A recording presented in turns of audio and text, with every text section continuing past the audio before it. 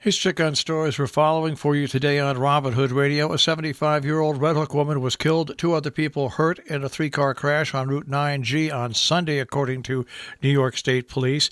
54-year-old Saugerties man was driving his truck north on 9G Sunday morning when he entered the southbound lane, striking 2 vehicles that were slowing down for a red light at the West Market Street intersection. According to police, he first struck a car head-on and then collided with another car behind it.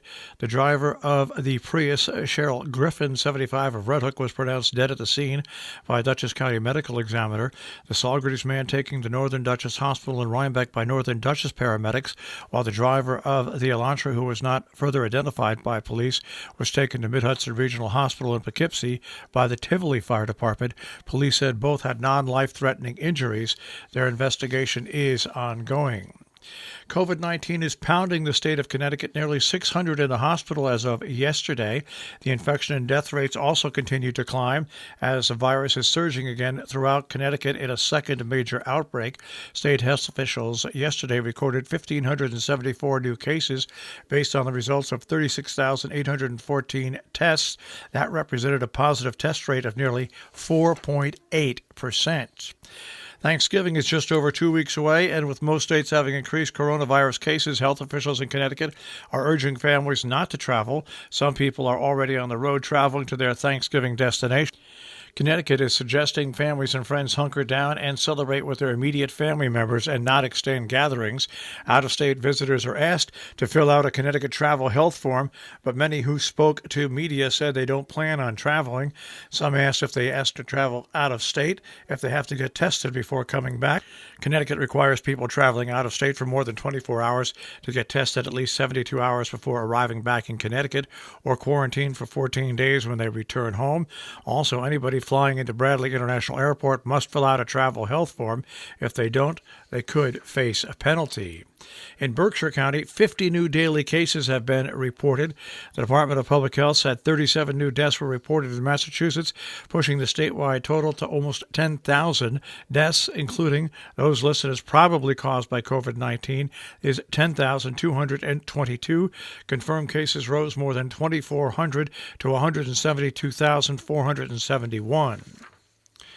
Kinderhook, New York, is making waves again while being blasted by the New York Times with the latest stunt.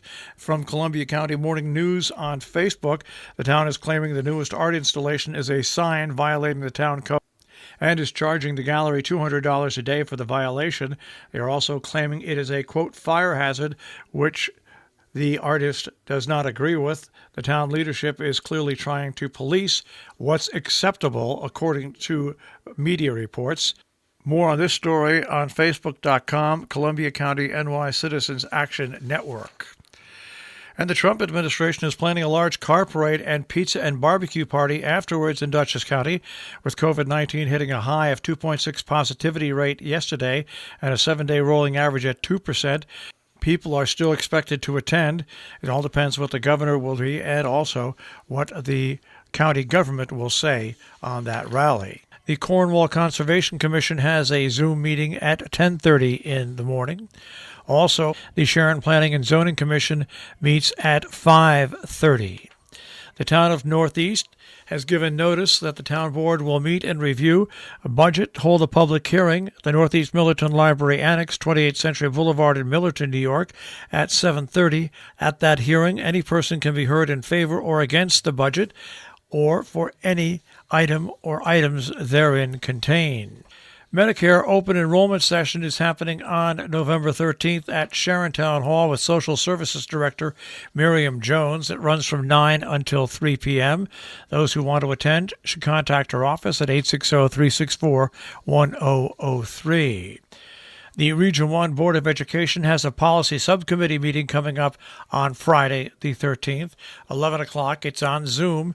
That Zoom meeting link is available on the web at the Region 1 website. Our business brief is underwritten by Morgans at the Interlaken, interlakeninn.com.